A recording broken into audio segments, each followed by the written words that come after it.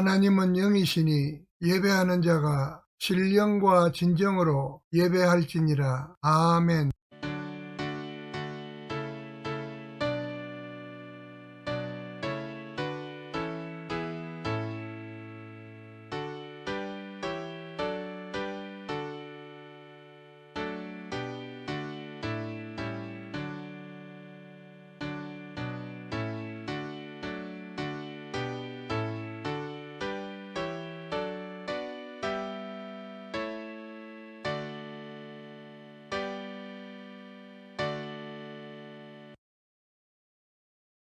사도신경으로 우리의 신앙을 고백하겠습니다.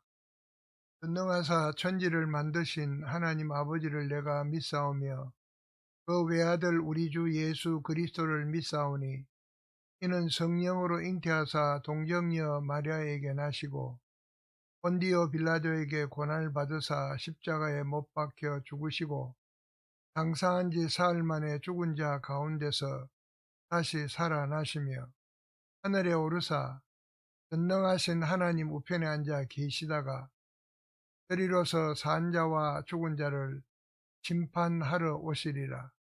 성령을 믿사오며 거룩한 공회와 성도가 서로 교통하는 것과 죄를 사하여 주시는 것과 몸이 다시 사는 것과 영원히 사는 것을 믿사옵나이다.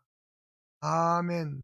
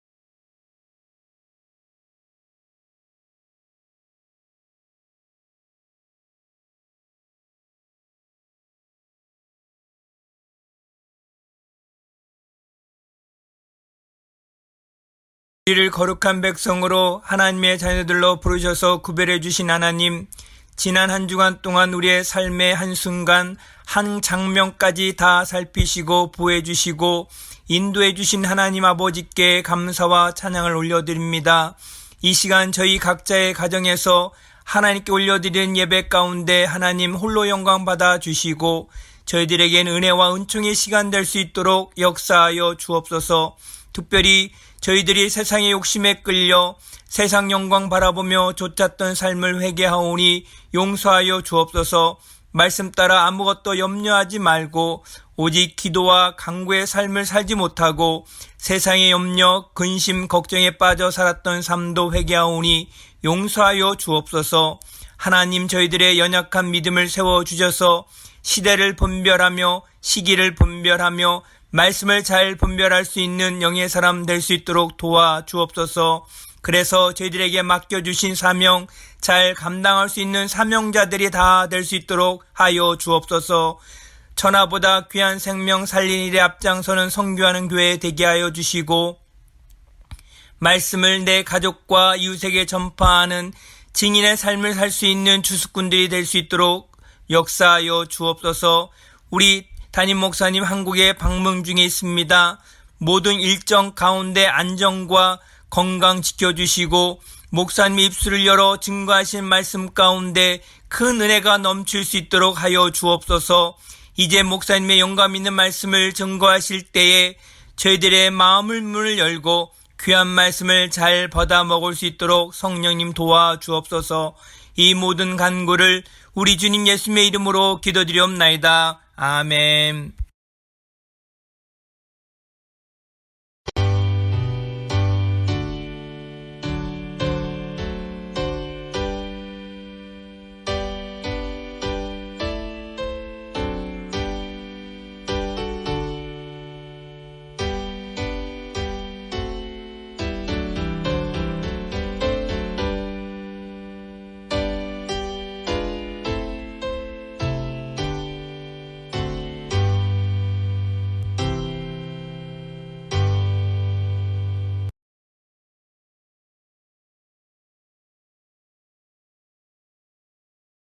거룩하시고 자비로우신 하나님, 은혜와 사랑을 진심으로 감사합니다. 오늘도 복된 날 주셔서 주님 앞에 나와 예배하게 하시고 사랑하는 성도들이 정성껏 준비한 예물을 주께 드렸습니다. 드린 손길 하나하나 기억해 주시고 저희들의 삶 속에 하나님의 은혜와 평강이 언제나 넘치게 하여 주시옵소서. 특별히 가정에 허락한 자녀들에게 복을 주시고 저희들의 앞길을 선하게 복되게 인도하여 주시옵소서. 예수님의 이름으로 축복하며 기도하옵나이다. 아멘. 마태복음 14장 22절에서 32절까지 봉독하겠습니다. 예수께서 즉시 제자들을 재촉하사 자기가 무리를 보내는 동안에 배를 타고 앞서 건너편으로 가게 하시고 무리를 보내신 후에 기도하러 따로 산에 올라가시니라. 저물매 거기 혼자 계시더니 배가 이미 육지에서 술이나 떠나서 바람이 거스름으로 물결로 말미암아 고난을 당하더라. 밤사경에 예수께서 바다 위로 걸어서 제자들에게 오시니 제자들이 그가 바다 위로 걸어오심을 보고 놀라 유령이라 하며 무서워하여 소리 지르거를 예수께서 즉시 이르시되 안심하라 나니 두려워하지 말라. 베드로가 대답하여 이르되 주여 만일 주님이시거든 나를 명하여 물 위로 오라 하소서 하니 오라 하시니 베드로가 배에서 내려 물 위로 걸어서 예수께로 가되 바람을 보고 무서워 빠져가는지라 소리질러 이르되 주여 나를 구원하소서 하니 예수께서 즉시 손을 내밀어 그를 붙잡으시며 이르시되 믿음이 작은 자여 왜 의심하였느냐 하시고 배에 함께 오르매 바람이 그치는지라. 아멘.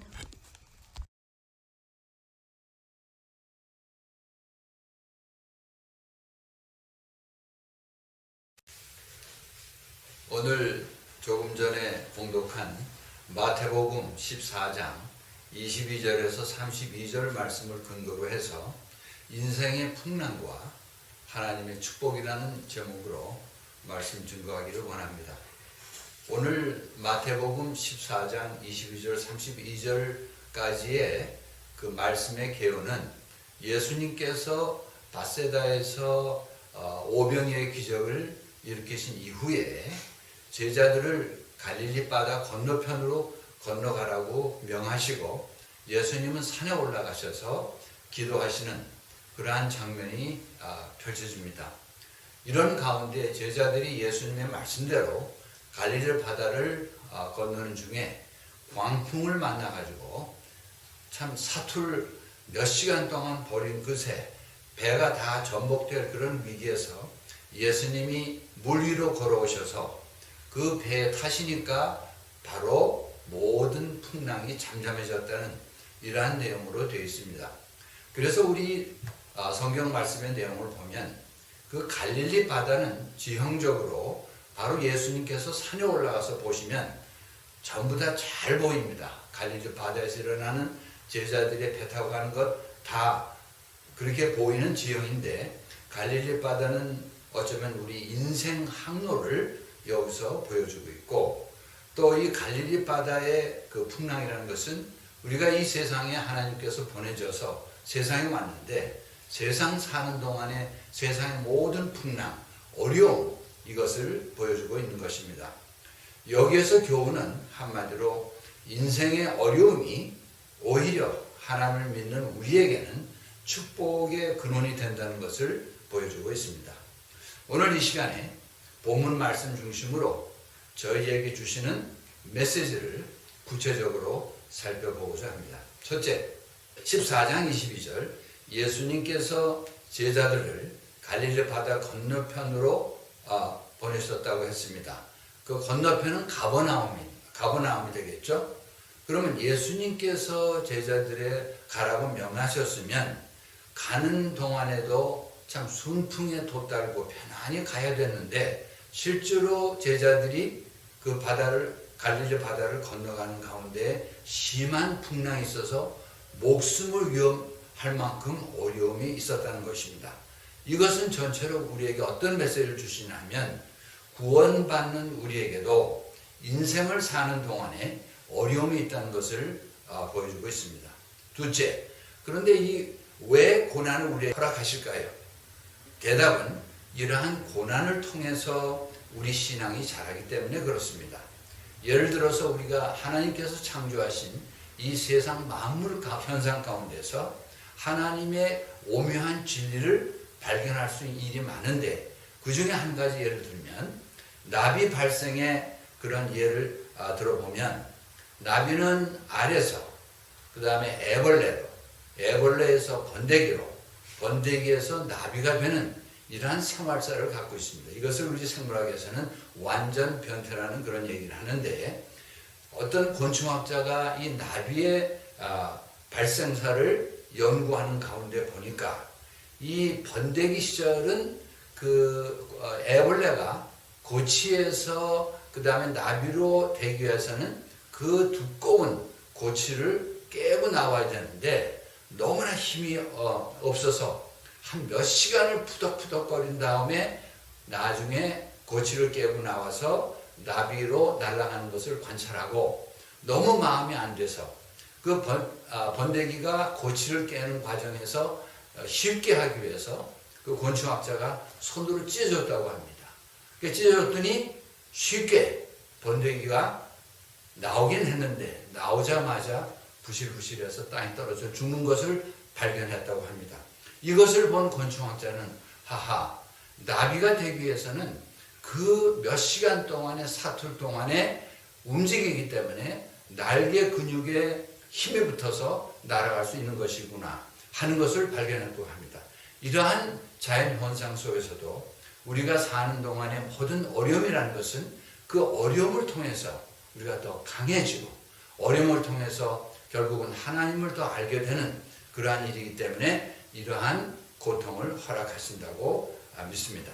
세 번째, 14장 23절 보면 예수님께서 기도하러 산에 올라가셨다고 말씀하셨는데 아까도 말씀드린 대로 이 지형으로 볼 때는 예수님이 산에 올라가시면은 풍랑으로 고생하는 제자들을 잘 살피고 기도하고 계신다는 것을 알 수가 있습니다. 사실은 우리가 하나님 자녀가 된 다음에 하나님의 온 인류가 다 구원받으시기를 원하시지만은 특별히 구원받은 저희들 하나님 자녀가 되면 그때부터 우리에게 눈을 떼지 아니하시고 인도하시고 보호하시는 것을 알 수가 있습니다. 예를 들어서 우리가 아이들을 기르고 아이들이 학교 다니다가 어느 날 풋볼 게임을 한다고 하면 그 자식 때문에 풋볼 구경을 가고 그러지 않습니까? 그러면 그 경기장에 들어갔을 때 부모된 사람은 그 경기 보는 것보다도 경기에서 뛰는 자기 자식을 계속 보는 겁니다. 첫 번부터 끝까지. 자기 자식이 잘하면 잘한 대로 대견하고 못하면 못하는 대로 대견하고 이것이 부모의 심정인데 우리가 하나님의 성정을 닮아서 창조되었기 때문에 하나님이 우리를 보시는 것도 이 세상에 예수 믿는 사람 다 한꺼번에 단체로 보시는 것이 아니고 한 사람 한 사람 주시해서 보시고 그 다음에 인도하시고 어려울 때 도와주시고 하는 이런 것이 아니겠습니까? 그래서 이와 같은 이런 은총을 입고 사는 저희들은 하나님께서 항상 우리와 함께 하시는 것을 믿어야 될 것입니다. 근데 문제는 왜 풍랑이 시작하자마자 예수님이 도와주시지? 그 제자들이 몇 시간 동안에 사토하도록 내버려 두시다가 마지막에 도와주셨는가? 좀 의문점이 들지 않습니까? 이것은 만약에 풍랑이 시작하기 전에 미리 우리를 도와주셨다면 다 우리는 우리 힘으로 이런 모든 것을 잘 해낸 줄로 생각하고 하나님을 인식하지도 못합니다. 그래서 이러한 어려움을 통해서 마지막에 하나님을 도와주신 것은 이러한 걸 통하여 하나님을 하나님으로 믿고 내 능력이 아니라 하나님의 능력으로 우리가 살 수 있음을 깨닫게 하기 위하여 하신 것입니다. 여러분 잘 아시다시피 나사로가 병이 들었을 때 그 나사로와 친분이 있던 예수님께 전가를 했죠. 우리 나사로가 지금 많이 아프고 있습니다. 어서 오시라고. 근데 예수님은 그 말씀 듣고도 나흘 동안을 안 가셨어요. 그 다음에 나흘 지난 동안에 나사로는 죽었습니다. 그 다음에 죽은 다음에 예수님 가셔서 나사로를 살리신 것 우리가 다 기억하고 있죠. 그런데 거기도 성경적으로 나흘 후에 가신 것 여기에 일리가 있습니다. 이스라엘 백성에게는 민속 신앙 중에 사람이 죽으면 영혼이 바로 떠나지 아니하고 한 이틀은 그 주위를 뱅뱅 돌다가 그 다음에 떠난다는 그런 것을 민속신앙으로 믿고 있는 사람들이 많이 있다고 했습니다. 그래서 만약에 나사로가 죽은 다음에 바로 가서 나사로 살리셨다면 많은 사람들이 오해할 수가 있죠. 아마 영이 떠돌다가 어떻게 다시 들어왔겠군. 죽은 사람을 살리신다는 것을 그렇게 생각을 안 할 수 있을까봐 예수님께서 일부러 나흘을 기다리셨다가 가신 것. 이러한 사실 같은 거 볼 때도 참 하나님께서 한 가지 작은 것 배려하셔서 우리의 능력으로 사는 것이 아니고 하나님의 전능하신 능력하에 있다는 것을 다시 한번 깨우치게 하기 위해서 이렇게 하신 것이죠. 넷째로 14장 25절에 보니까 예수님께서 바다 위로 걸으셨습니까? 왜 바다 위로 걸으셨을까요? 이것은 전능하신 하나님의 능력을 나타내시기 위하여서. 제자들이 지금 가장 두려운 건 뭐죠? 지금 세찬 물결 밑으로만 들어가면 빠져 죽습니다. 그러니까 물이 제일 무섭고 그 풍랑이 제일 무서운데 그 풍랑을 예수님 발로 밟고 오셨다는 얘기는 이러한 우리로 볼 때는 불가능한 모든 이런 것도 예수님한테는 하나님이신 예수님한테는 아무것도 아니라는 것. 이러한 교훈을 저에게 주신 것이죠. 그러면 다섯 번째 마지막으로 32절 보니까 예수님이 배에 오름에 바람이 그치니라. 예수님이 오시자마자 풍랑이 잠잠해졌다. 이런 말씀을 주십니다. 이 말씀의 교훈은 우리가 예수님과 함께 있다면, 예수님을 모시고 있다면 우리 인생의 모든 문제는 해결된다는 것을 보여주고 있습니다. 이러한 과 관련해서 월남전 얘기를 잠깐 말씀드리고자 합니다. 여러 해 전에 월남전이 한참 심하게 진행되고 있을 때 미국 뉴욕시티에 어떤 화가는 아닌데 모든 세계적인 화가의 그림을 많이 모아서 그 다음에 그 그림을 한 달에 한두 번씩 자기 집에 화가들을 초청해서 보여주고 하는 그런 일을 하는 어떤 아버지와 그 외아들인 아들이 둘이 살고 있었다고 합니다. 그런데 그러는 가운데 이 아들이 이제 장성해서 군대 갈 나이가 돼서 월남전에 참전했다고 합니다. 월남전에 참전한 후에 한 석 달 후에 아들의 전사 통보를 받습니다. 아버지가. 그래서 그 외아들이 전쟁에 가서 사망을 했으니 그 어려움은 이루 말할 수 없어서 그때부터 손님을 초대하는 것을 멈추고 두문불출하고 문을 다 닫아 걸고 집에서 참 울부짖고 있는 그런 가운데 그해 크리스마스가 다 되어서 누가 문을 두드리는 소리가 나서 나가봤더니 어떤 잘 모르는 청년인데 이 손에 큰 그림을, 포장한 그림을 들고 서서 자기를 설명합니다. 지금 어르신께서는 저를 잘 모르시겠지만 저는 대개 아드님이 월남전에서 싸울 때 같은 전우로서 같이 싸웠습니다. 그날도 전투가 심해서 많은 부상병들, 그 다음에 사망자들이 나왔는데 대개 아드님이 많은 부상병들을 어깨에 업고 날르고 하는 가운데 저도 총상을 입어서 대개 아드님이 저를 업고 나르는 가운데 대개 아드님이 총을 맞아서 거기서 전사를 했습니다. 근데 제가 평소에 그 대개 아드님이 얘기에 우리 아버지는 참 그림을 좋아하는 분인데 한 달에 한두 번씩 유명한 화가들을 초청하고 전 세계 유명한 그림들, 피카소라든지 라파엘이라든지 르네라든지 세잔느라든지 이런 사람들의 그 그림을 구해서 다른 사람들이 보여주면서 즐기는 그런 생활들 하고 있다는 얘기를 들어서 자기 생명의 은인은 대개 아들을 위하여서 무엇을 할까? 그 아버님을 위해서 무엇을 할까 생각하다가 제가 솜씨는 없지만 아드님의 초상화를 제가 손수 그렸습니다. 그래서 오늘 가져온 것은 그 초상화를 가지고 왔습니다. 그래서 아버지가 그걸 받아서 열어보니까 자기 아들이 그저 그 화폭에 있는 거죠. 물론 그 솜씨를 보니까 뭐 형편은 없는 것이지만은, 그래서 너무 반가워서 받고 그 다음에 내가 사례를 해야 되겠는데 했더니 아닙니다. 아드님이 제 생명의 은인인데 제가 제 마음을 이것으로 드리고 싶습니다. 그래서 받았어요. 그래서 그 아버지는 그날부터 다시 그 자기 아들의 초상화를 갖다가 자기 작은 화랑 방에다가 걸고, 가장 중심에 걸고, 그 다음에 다른 나라 모든 사람들의 유명한 화가의 그림들 걸고 다시 사람들을 초청해서 그림 보여주고 파티하는 일을 시작을 했습니다. 이렇게 시작을 했는데 항상 손님이 오면 먼저 자기 아들의 초상화부터 보이고 이 얘기를 설명하고 그 다음에 다른 그림도 볼 수 있도록 이렇게 해오다가 그 아버지가 불행 중에 병이 걸려서 세상을 떠나게 됐습니다. 그래서 세상을 떠나기 전에 유언을 남기고 세상을 떠났는데, 세상을 떠난 다음에 유언대로 그 다음에 그 모든 유명한 고가 그림들, 뭐 몇 천만 불, 몇 억만 불도 하겠죠. 이런 것들을 내놓은 경매에 붙였습니다. 그래서 경매가 시작하자마자 제일 처음 난 그림이 자기 아들의 초상화를 내놨습니다. 이거 얼마나 내겠어? 아무도 손을 드는 사람이 없어요. 그거는 정말 초등학생이 그린 정도 실력밖에 안 되기 때문에 살 사람이 없죠. 고가를 지금 살려고 왔는데, 그래서 아무도 없는데, 자, 2번 부르고 3번 불러도 아무도 없으니까 그 집에서 한 30년 정원사로 일했던 할아버지가 제가 사겠습니다.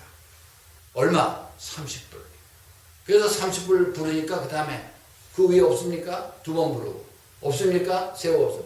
그러면 이거 클로즈 됐습니다. 하고 30불에 팔았어요.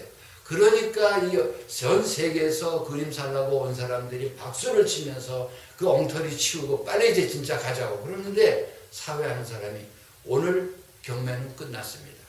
그게 무슨 소리냐? 우리가 비행기 타고 영국에서 스페인에서 다 왔는데 무슨 소리야? 그랬더니 유언장을 읽어줍니다.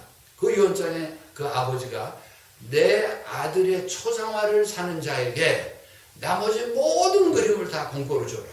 그리고 우리 집의 재산과 우리 집의 토지와 모든 것을 다 내 아들을 초상화를 사는 자에게 다 주라고 그렇게 했다는 것이 뉴욕시에 살던 어떤 가족의 이야기 기사를 제가 언제 받아서 여러분 소개합니다. 자, 여기서 우리가 보면 그 아들의 초상화를 산 사람이 나머지 모든 것을 가질 수 있는 것.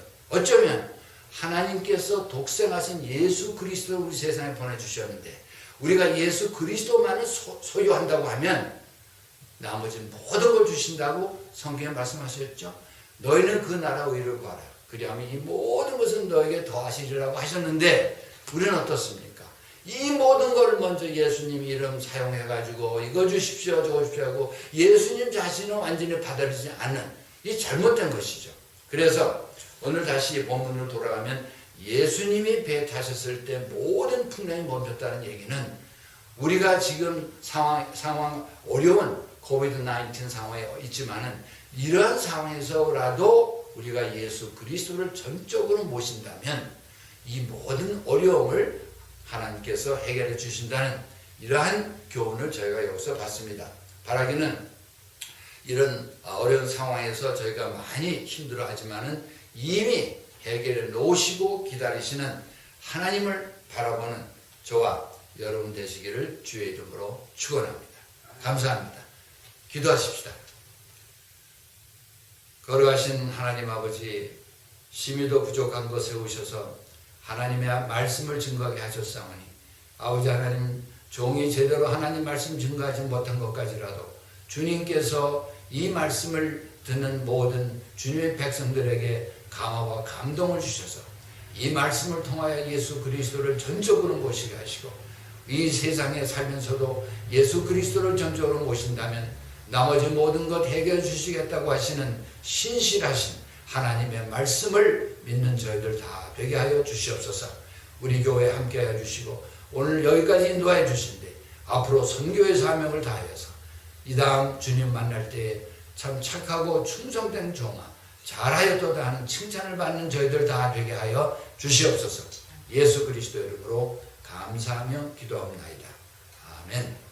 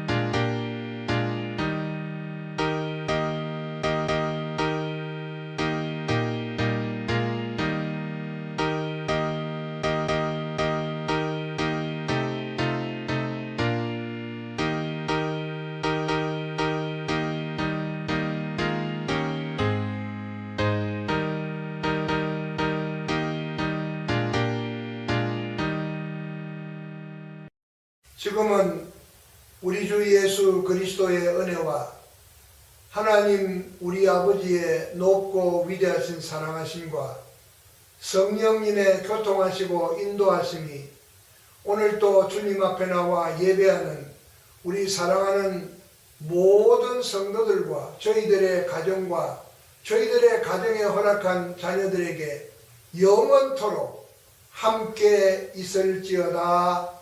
아멘.